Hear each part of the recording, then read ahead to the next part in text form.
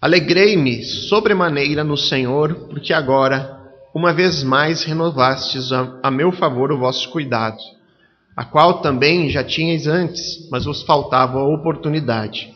Digo isto não por causa da pobreza, porque aprendi a viver contente em toda e qualquer situação. Tanto sei estar humilhado, como também ser honrado. De tudo e em todas as circunstâncias já tenho experiência, tanto de fartura como de fome, assim de abundância como de escassez. Tudo posso naquele que me fortalece. Todavia, fizestes bem associando-vos na minha tribulação. E sabeis também, vós, ó Filipenses, que no início do Evangelho, quando parti da Macedônia, nenhuma igreja se associou comigo no tocante a dar e receber, senão unicamente vós outros. Porque até para Tessalônica mandastes não somente uma vez, mas duas, o bastante para as minhas necessidades. Não que eu procure o donativo, mas o que realmente me interessa é o fruto que aumente o vosso crédito. Recebi tudo e tenho abundância. Estou suprido. Desde que Epafrodito me passou as mãos, o que me veio de vossa parte como aroma suave, como sacrifício aceitável e aprazível a Deus. E o meu Deus, segundo a sua riqueza em glória, há de suprir em Cristo Jesus cada uma de vossas necessidades. Ora, a nosso Deus e Pai seja a glória pelos séculos dos séculos. Amém. Vamos orar, irmãos, pedir direção de Deus agora.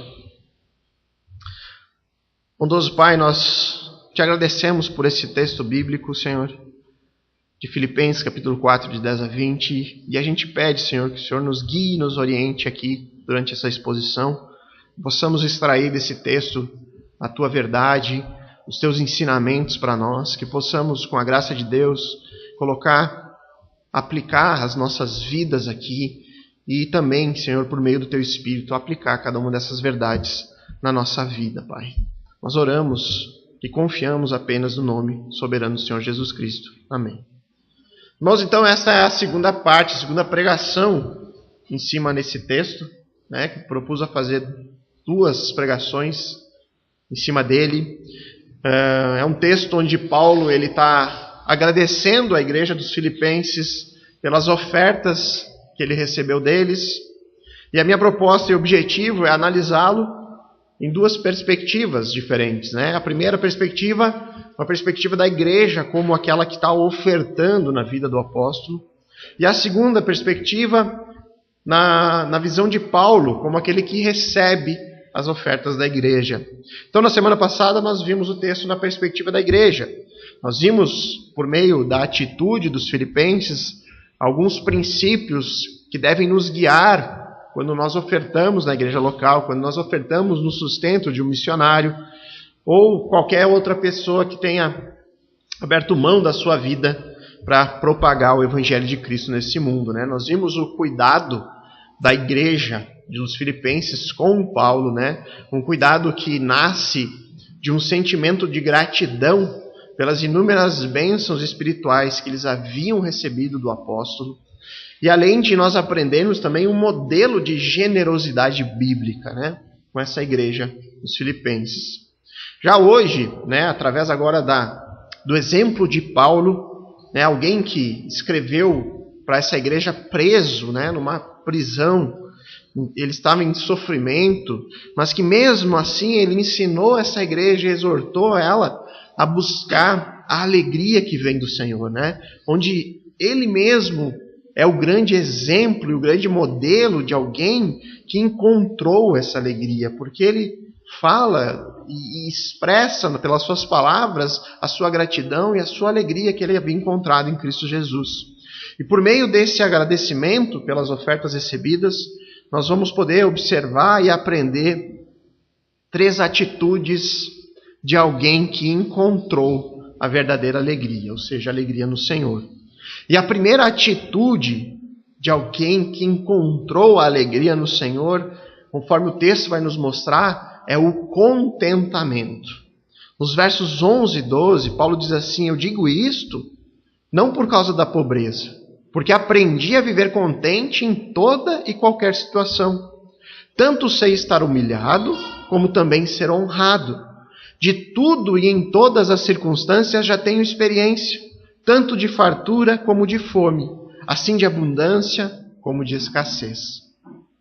Esse viver contente aqui do texto, irmãos, ele carrega uma ideia de uma pessoa desapegada das coisas materiais dessa vida. Paulo havia experimentado todas as possibilidades que uma pessoa pode enfrentar. Ele havia experimentado a dificuldade, a humilhação, mas também a fartura e a honra. Teve muito, mas já passou fome. Só que esses termos usados pelo apóstolo aqui, eles dizem mais do que a simplicidade de ter o que comer ou de passar fome. Ele fala mais do que apenas o ter recursos ou nada a ter. Estar humilhado aqui no texto vai além da questão econômica do apóstolo. O termo aqui que ele usa vai além, inclusive, do seu destino como um mártir da igreja. Paulo foi morto nas mãos de Nero, decapitado e humilhado. Quando Paulo diz sei estar humilhado, a intenção aqui do autor é demonstrar o seu desinteresse por essa vida terrena. O desinteresse por tudo aquilo que esse mundo pode oferecer a ele. É como se ele dissesse, eu sei viver desapegado de qualquer conforto que esse mundo pode me dar. Paulo, ele poderia não ter se tornado missionário. Paulo poderia não ter aberto mão da sua vida. Ele poderia ter ficado onde ele estava. Ter um endereço fixo, ter uma cama toda noite para dormir, sendo dele. Mas Paulo, ele tomou a decisão de estar humilhado, dormir em cadeias, ser um coparticipante do sofrimento de Cristo. E por outro lado, o apóstolo também diz que ele sabia ser honrado. E aqui possui um sentido espiritual, porque Paulo, cheio do Espírito Santo, ele exercia a autoridade sobre a igreja. E na sequência ele aborda as questões materiais, ele diz, já tenho experiência, tanto de fartura como de fome, assim de abundância como de escassez. E aí ele conclui no verso 3, tudo posso naquele que me fortalece. Esse versículo 13, irmãos, eu quero analisar ele com bastante calma no próximo ponto, mas aqui ele é importante para nos mostrar que em ambos os casos, na fartura ou na escassez de recurso, Paulo estava contente naquele que o fortalecia. O segredo do contentamento de Paulo, esse contentamento que está ligado ao desprendimento material, está ligado às questões do conforto que esse mundo pode oferecer.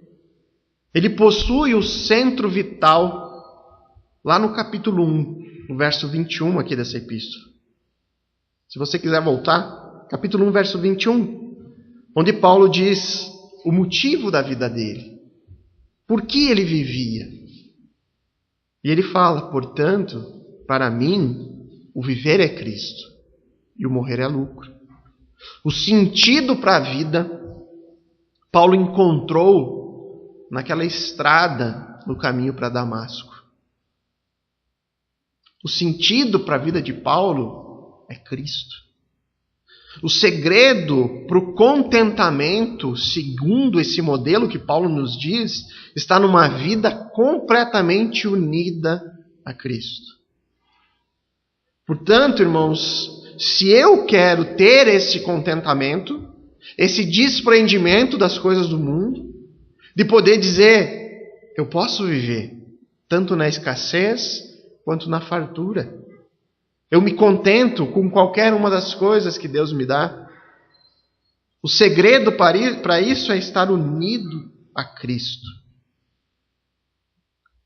O segredo é que Cristo seja o meu maior tesouro, o meu bem mais precioso, o meu melhor amigo, a minha esperança, o meu consolo, o meu amor, o meu Senhor e o meu Salvador. Uma coisa é certa, irmãos. jamais nós seremos contentes sem Cristo. Jamais nós encontraremos satisfação em coisas longe de Cristo. Jamais nós seremos plenamente felizes sem Ele. Jamais nós desfrutaremos de uma alegria plena e perfeita se Ele não estiver presente. Jamais nós seremos plenamente realizados em outras coisas que o mundo possa nos dar. Pense por um instante sobre isso. Sobre o contentamento na sua vida. Você tem andado descontentes com a vida? Ou você se lembra de momentos recentes onde você estava descontente? Agora sonde esses momentos, esses períodos de descontentamento e tente perceber quais os motivos te conduziram a isso. O meu descontentamento veio porque eu não consegui aquilo que eu esperava. Seja bens materiais, seja uma promoção no trabalho, seja porque a minha esposa, ou meu marido, filhos não se comportam da maneira como eu gostaria que eles se comportassem.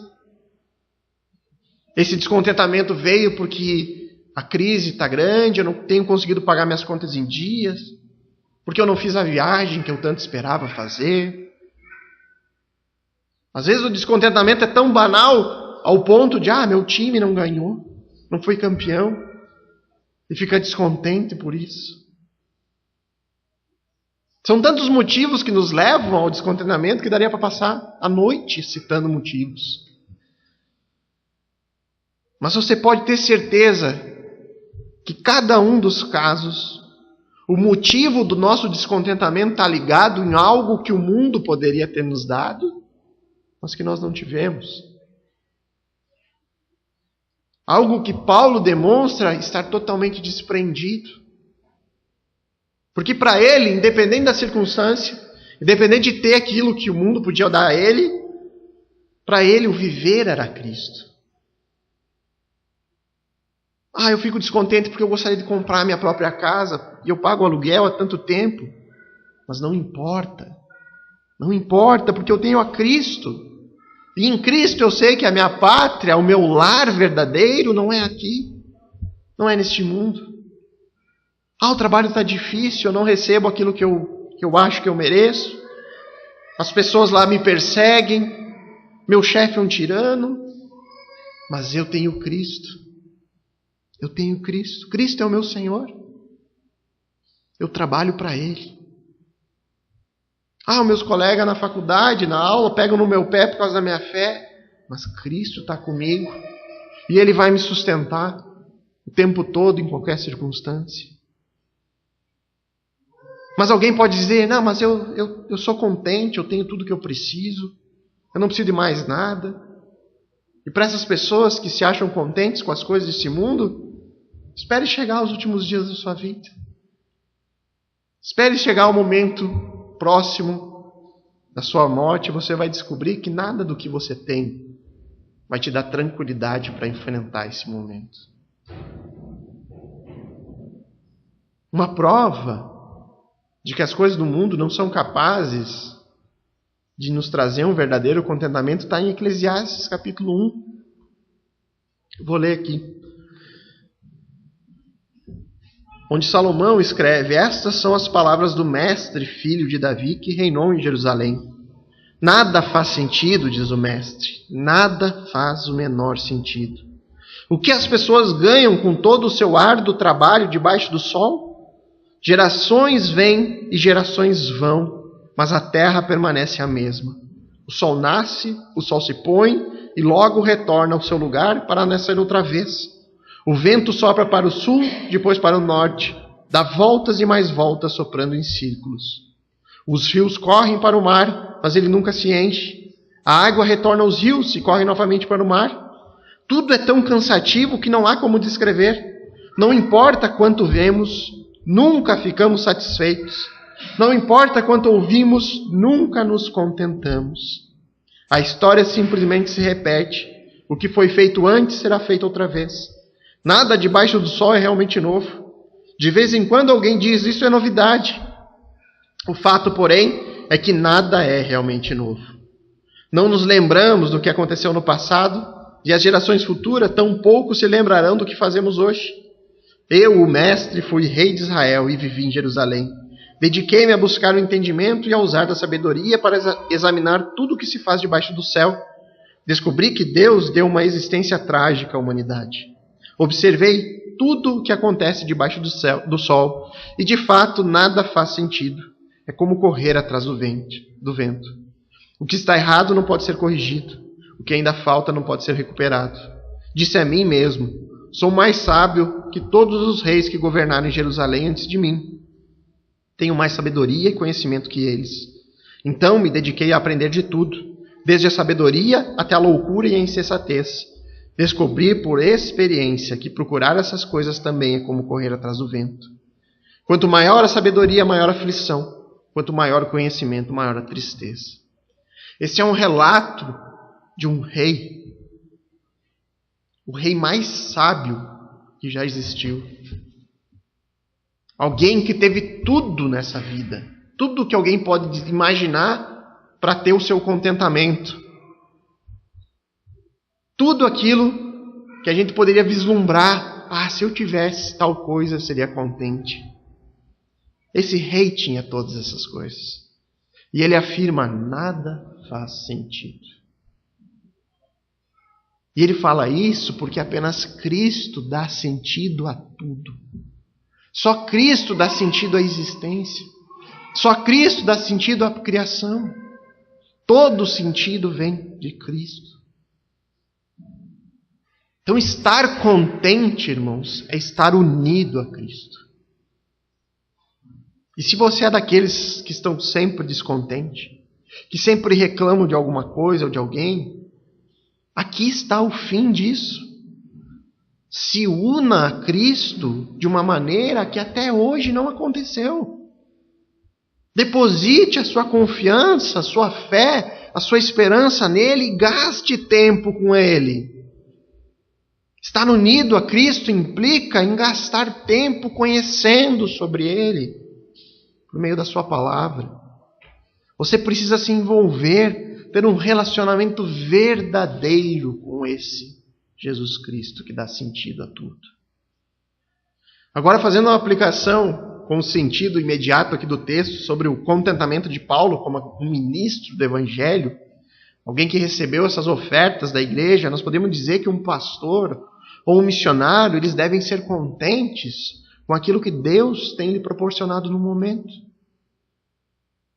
E além de contentes, eles devem ser modelo de contentamento.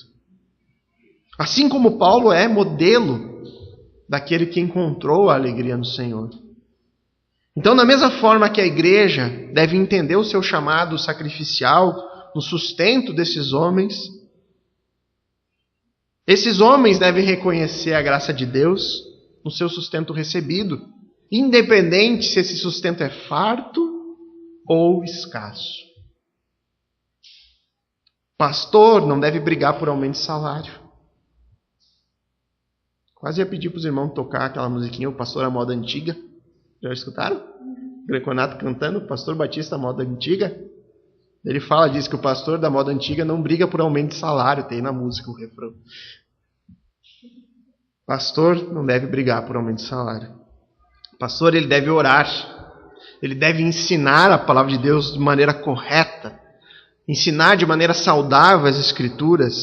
O que consequentemente fará com que a congregação veja ele como seu grande patrimônio. E aí, reconhecendo o seu bom trabalho, vai dar a devida recompensa. Paulo é para nós um modelo nessas coisas. Alegria no Senhor. E com base nesse modelo, nós podemos aprender que a primeira atitude de alguém que realmente encontrou essa alegria é o contentamento. A segunda atitude é a dependência. Depender do Senhor. O verso 13, ele vai dizer, tudo posso naquele que me fortalece. Na versão Almeida, Revista e Corrigida, nós vamos ler esse versículo assim: Posso todas as coisas naquele que me fortalece. Provavelmente você já viu esse versículo estampado em adesivos, né? Naquele quadrinho na parede da casa do crente. Os cristãos, de modo geral, gostam muito de citar esse versículo. Tudo posso naquele que me fortalece. Mas será que todas essas pessoas que usam e que citam e que têm ele exposto compreendem, de fato, o que está dizendo, de uma maneira correta, o que quer dizer esse versículo?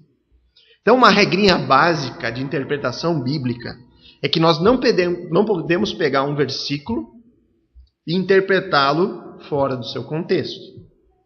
Isola o 13 e interpreta só olhando para aquele versículo. Não, nós precisamos pegar aquele versículo e lê-lo à luz do texto como um todo, né? De acordo com buscar a intenção do autor no momento que ele escreve o texto. Então, com base nisso, como entender esse versículo? Será que eu posso fazer o que bem eu entender, qualquer coisa, desde que eu tenha fé? É isso? Tudo eu posso, se eu tiver fé. Será que é isso que ele quer dizer? Eu posso qualquer coisa, porque Deus me fortalece.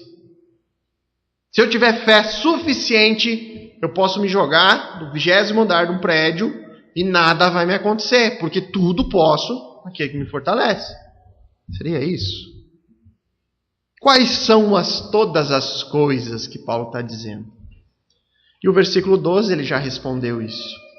Ter fartura ou fome, ter abundância ou escassez. Todas essas coisas eu posso enfrentar em Cristo, porque Ele me fortalece a passar. Em Cristo, Paulo encontrava forças para enfrentar qualquer circunstância.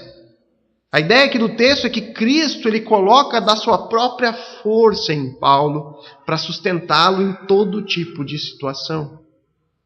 Paulo está dizendo que a sua capacidade de lidar com os extremos, porque ele cita os extremos da vida de maneira econômica, tanto o sofrimento da fome, que é terrível, que é um perigo, o cristão deve orar para não passar por isso, né? Quanto o perigo da abundância, de ter muito recurso, isso também é perigoso para o crente. Mas, em Cristo, nós podemos viver as duas circunstâncias. Então, Paulo está dizendo que essa força que ele encontrava para passar e conseguir lidar com isso, não vinha dele mesmo. Não era algo que ele era mais capacitado que os outros para passar por isso. Não eram os seus próprios méritos que conduziam ele a lidar com essas situações, em administrar as duas extremidades da vida econômica. Essa sua sabedoria, ela vinha diretamente de Cristo e dos méritos de Cristo. Paulo dependia de Jesus para poder viver de maneira exemplar como um cristão. No verso 17 ele diz: não que eu procure o donativo, mas o que realmente me interessa é o fruto que aumente o vosso crédito. Esse versículo ele enfatiza ainda mais a dependência de Paulo no Senhor. Ele diz que não estava interessado nas ofertas dos filipenses, que o objetivo dele não era ser recompensado por nada. Mas, já que eles haviam enviado essas ofertas, a alegria de Paulo é que aquilo que realmente interessava a Paulo é que a atitude generosa dos filipenses acumulava créditos espirituais para a própria igreja. Deus recompensaria aquela igreja pela generosidade deles. E é por esse motivo, irmãos, que um pastor, um missionário ou qualquer outra pessoa que resolva dedicar a sua vida para levar o evangelho, ele jamais deve fazer isso com a motivação de ser recompensado materialmente. Você não entra nessa vida, você não abre mão da sua vida por causa da recompensa que você pode receber como sendo um pastor ou um missionário. Eu já comentei algumas vezes com a Daisy que de alguma forma a gente atender o chamado pastoral é fazer voto de pobreza. E não me entenda errado, não é que a gente faça um voto para passar fome, não. Mas de algum sentido, num certo sentido, você abre mão da possibilidade de ter mais conforto que qualquer outra carreira daria. Se tivesse seguido qualquer outra carreira, você tem uma oportunidade de ter uma vida mais confortável. E quando você aceita o cargo de pastor, você dificilmente vai ter uma vida com abundância. É claro que eu estou falando aqui do pastor do bem, né? Que o pastor do mal fica rico, e fica rico muito rápido. Mas realmente um pastor que honre as Escrituras, que tenha temor do Senhor, ele sabe que o objetivo não é esse, é outro. É a possibilidade de abençoar e levar o Evangelho para as pessoas. Então, quando o pastor ele recebe uma remuneração generosa da igreja, ele se alegra pelo fato de que isso gera créditos para a própria igreja, porque ela entendeu seu compromisso sacrificial e Deus vai honrar essa igreja. Só que essa dependência, né, que é necessário para conseguir pensar dessa forma, é Deus quem nos dá. Ela nasce da força que Deus nos dá através de Cristo. E isso, irmãos, essa dependência, ela não é só para Paulo. Ela não é algo só para os pastores, para os missionários. É algo que todo cristão deve buscar. Essa dependência em Cristo. Paulo, ele aqui é um exemplo, né? Um grande exemplo, um exemplo vivo, né? Paulo é uma fortaleza humana. Se você vê o que ele passava, a gente não tem noção do que Paulo estava vivendo ao escrever isso aqui. Né? Preso, à espera do martírio, né? Caminhando para a sua execução, que era certa. Ele continuava uma rocha. Ele continuava inabalável. Diante desse tão grande sofrimento, ele exortava os irmãos à alegria no Senhor. E tudo isso porque Cristo fortalecia. É quase que certamente, irmãos, que nós nunca vamos viver, pela graça de Deus, presos à espera do martírio.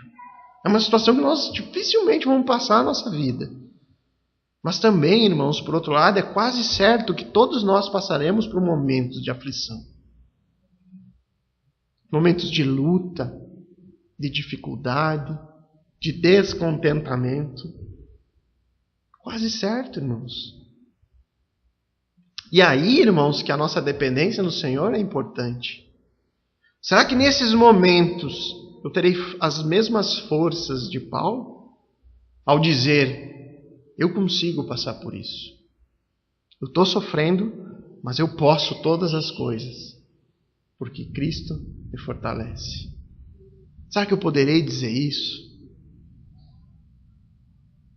Será que eu terei essa fé que me sustenta nesses momentos de tragédia, de luto, de dor, de perseguição? Então, de uma forma prática, irmãos, como depender do Senhor e ter uma fé inabalável? Uma fé que me sustente na pobreza, no sofrimento. Uma fé que me sustente na fartura, para não deixar o meu orgulho, para que não deixar o meu coração se corromper com ter em abundância, para não deixar que os prazeres que essa abundância pode me produzir sufoquem a minha dependência no Senhor. Como ter uma fé inabalável, irmãos? E sobre isso, eu não vou trazer aqui os 10 passos da fé inabalável, ou 5 dicas para permanecer firme no sofrimento. Não. Porque isso depende de uma única coisa. Ter esse tipo de fé depende de uma única e exclusiva coisa. Para possuir uma fé inabalável, é necessário ter a fé depositada em um alicerce inabalável. Exemplo.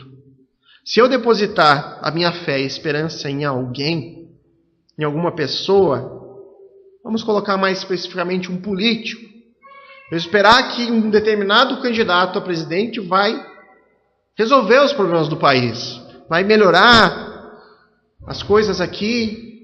Então basta ele não ter sucesso nas suas tarefas como presidente e a minha fé vai por água abaixo. Então quantas pessoas não depositaram a sua fé nos governos do PT? No Lula, na Dilma, esperando que eles fizessem um governo para o povo, que eles conseguissem fazer um país mais justo, igualdade, enfim. E hoje a fé que esse povo depositou foi por água abaixo, ao descobrir que são talvez os presidentes mais corruptos que já passaram na história do nosso país. Nós precisamos colocar nossa fé em algo inabalável. E esse algo é Cristo. Ele é a rocha que nos sustenta, que sustentou Paulo e tantos outros cristãos ao longo da história. E quando eu falo depositar nossa fé, não é simplesmente dizer que acredita em Jesus. Não é apenas confessar com a boca, eu sou cristão. Mas é se unir a Cristo. É desejá-lo. É esperá-lo. Com a mesma confiança que Paulo afirmou no capítulo 3 de Filipenses, versos 20 a 21. Pois a nossa pátria está nos céus, de onde também aguardamos o Salvador, o Senhor Jesus Cristo, o qual transformará o nosso corpo de humilhação para ser igual ao corpo da sua glória, segundo a eficácia do poder que ele tem de até subordinar a si todas as coisas. Essa é uma afirmação, irmãos, lembrem do contexto, de alguém que está preso em sofrimento. E ela é uma afirmação de alguém que não possui uma fé vacilante. Vamos nos basear nessa declaração de Paulo para refletir sobre a nossa fé. Será que temos uma fé firme? Uma fé capaz de nos sustentar em momentos difíceis? Será que a minha fé reflete uma real dependência do Senhor, daquele que me fortalece? Pense por um momento na sua vida. De acordo com o que Paulo fala aqui no capítulo 3, verso 20 e 21, você vive na certeza que a sua pátria está no céu? Você vive à luz disso? Onde estão os seus pensamentos, as suas ações, as suas decisões? Onde você tem colocado sua força? São apenas nas coisas deste mundo? Ou você vislumbra uma pátria que está nos céus? Você aguarda ansiosamente a volta do Senhor Jesus? Isso é algo que você pensa? Quando acontece fatos bizarros como esse dessa semana, daquela exposição de arte, você vem na tua cabeça, Senhor, volta logo, Pai. Você crê nisso realmente? Você crê com esperança que Ele vai voltar e que cada dia se aproxima a sua volta?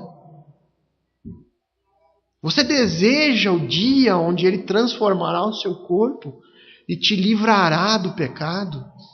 Isso é algo que você deseja do mais profundo do coração? Se sim, irmãos, então saiba que você está seguro em Cristo.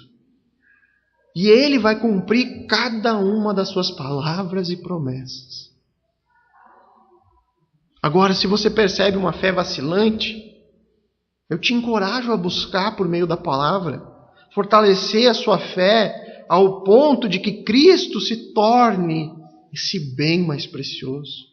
Que Cristo seja a tua esperança, o teu primeiro recurso.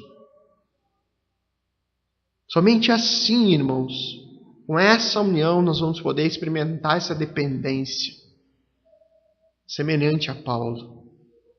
Então a primeira atitude de alguém que encontrou a verdadeira alegria no Senhor é o contentamento. A segunda, a dependência. E a terceira e última atitude de alguém que encontrou a alegria no Senhor é uma atitude de louvor a Deus. No verso 20 ele vai encerrar aqui o texto dizendo: ora, a nosso Deus e Pai seja a glória pelos séculos dos séculos. Amém. Ele encerra o seu agradecimento pelas ofertas recebidas dizendo: a nosso Deus seja todo louvor. Uma declaração de louvor a Deus, que flui de tudo aquilo que ele instruiu os filipenses, e em especial essa instrução para buscar a alegria no Senhor. Toda glória e todo louvor é devido a Deus. E ele fala pelos séculos dos séculos. E isso significa nesta era e na era vindoura. O louvor a Deus entra a eternidade adentro. Tanto a atitude da igreja dos Filipenses, quanto a atitude de Paulo em não procurar as ofertas, e sim apenas o benefício da própria igreja, que acumulava as bênçãos espirituais diante de Deus, ambas as atitudes da generosidade e da alegria vista em Paulo, elas possuem na essência o louvor a Deus. E aqui se faz necessária uma explicação a respeito do louvor. Muitas pessoas têm uma falsa ideia de que louvor é apenas música. Que o momento de louvor no culto, por exemplo, é apenas quando nós estamos cantando juntos. Mas isso é uma ideia equivocada sobre adoração, sobre louvor, que não estão de acordo com as Escrituras. A Bíblia ensina que todos os nossos atos, tudo aquilo que fazemos, desde o simples comer e beber, devem ser feitos para o louvor da glória de Deus. É por isso que no culto tudo é louvor. As orações são para louvar a Deus. Os cânticos são para louvar a Deus. A pregação é para o louvor de Deus.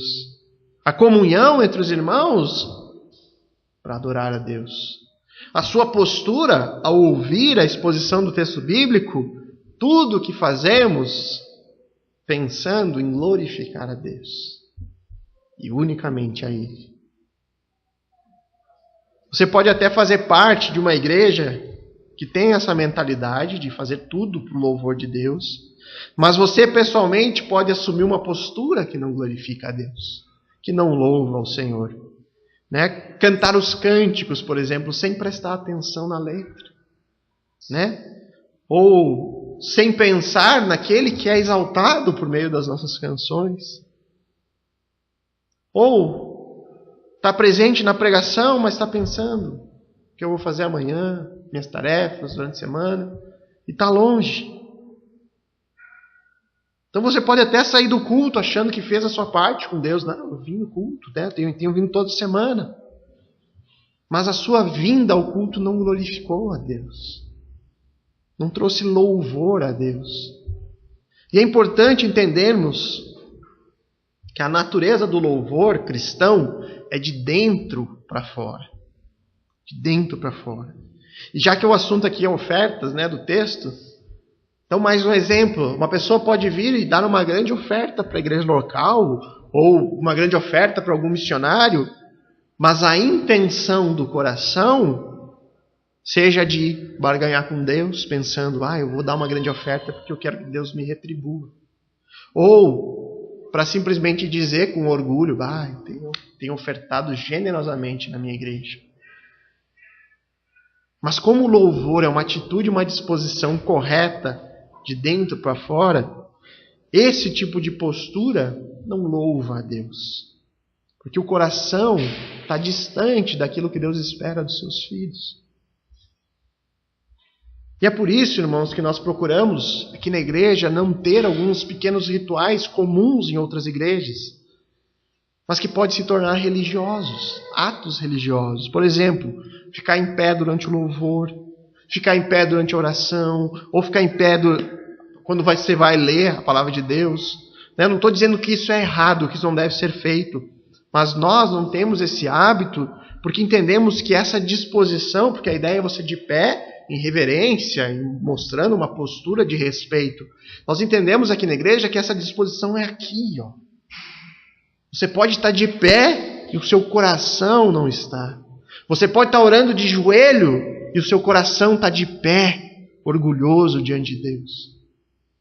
É por isso que o louvor a Deus é de dentro para fora. A Bíblia ensina que nós devemos adorar a Deus em espírito e em verdade. João 4:24. E o que isso significa? Aqui nós temos a essência do louvor e adoração. Adorar no Espírito não tem nada a ver com coisas espirituais. Não tem a ver com o Espírito Santo também. O termo usado aqui não se refere a ele. E não tem a ver com postura física. Tem a ver, irmãos, com o mais profundo do nosso coração. Tem a ver com a nossa mente com as nossas intenções. Adorar em espírito requer uma mente centrada em Deus, renovada pela verdade. Paulo ele nos exorta lá em Romanos 12, ele diz assim: apresentar os vossos corpos como um sacrifício vivo, santo e agradável a Deus, que é o vosso culto racional. E não vos conformeis a este mundo, mas transformai-vos pela renovação da vossa mente. Só quando as mentes são transformadas em que sentido? De tirar o foco da nossa mente no mundo e focalizar nas coisas de Deus. É isso, irmãos. Devemos estar sempre cientes que distrações vão tentar invadir a nossa mente durante o culto. Nós temos o costume de vagar longe nos nossos pensamentos. E à medida que nós tentamos glorificar a Deus, isso impede uma verdadeira adoração. Seja no culto, seja no nosso dia a dia, quando nós estamos tendo um tempo com Deus. Então você pode cantar os louvores o mais alto que você consegue, mas isso não necessariamente você está adorando Ele em espírito, porque a sua mente pode estar em outro lugar. Seus pensamentos podem estar longe. E nesse exato momento você provavelmente tem que travar uma luta para manter a sua mente focada nessa posição. A gente é assim, eu sei como é. Não é fácil nos mantermos focados no texto bíblico, concentrados e com a nossa mente fixa naquilo que Deus quer. Mas se nós não o fizermos, nós não estamos louvando a Deus. E a segunda qualidade da verdadeira adoração é que seja feita em verdade. Ou seja, toda adoração é uma resposta à verdade. E que verdade é essa? A própria palavra nos diz, Jesus disse ao Pai: a tua palavra é a verdade. João 17:17. Salmo 119, a tua lei é verdade. Para realmente adorarmos a Deus, devemos entender fundamentalmente quem Ele é. Nós devemos entender o que Cristo fez por nós. Nós devemos entender quem nós somos. E a Bíblia é o único lugar onde Deus se revelou de maneira completa. Então o louvor, irmãos, é a expressão de um coração que compreendeu essas coisas. O louvor vem de um coração que compreendeu quem Deus é por meio da sua palavra. Se nós não tivermos a verdade das Escrituras, nós não temos como conhecer a Deus, e muito menos como adorá-lo. E é por isso, irmãos, que as expressões externas elas são secundárias no culto cristão. Não há nenhuma regra sobre se nós devemos sentar ou levantar. Não há nenhuma regra se nós devemos ficar quietos, prestando atenção no louvor, ou cantar junto com o louvor, em voz alta. A coisa mais importante que a Bíblia deixa muito claro é que nós devemos adorar a Deus em espírito, ou seja, com o nosso coração, com a nossa mente, de uma maneira racional, e em verdade, de acordo com a palavra de Deus. É um teólogo do século XIX, chamado J.C. Ryle, que ele dizia que nós podemos testar se a nossa adoração e louvor é de fato em espírito e verdade. Ele disse, há um teste que nós podemos fazer. Você pode aplicar o seu louvor e adoração, e aqui eu não estou falando de música, relembrando vocês, a nossa vida é louvor a Deus, né? E ele diz, você pode testar se você tem adorado a Deus de maneira verdadeira. Ele diz que a verdadeira adoração espiritual vai afetar o seu coração e a sua mente. Um ato de louvor verdadeiro inicia por uma profunda consciência da sua própria corrupção, que te conduzirá em humildade a ser cuidadoso e dedicado em relação à sua vida espiritual.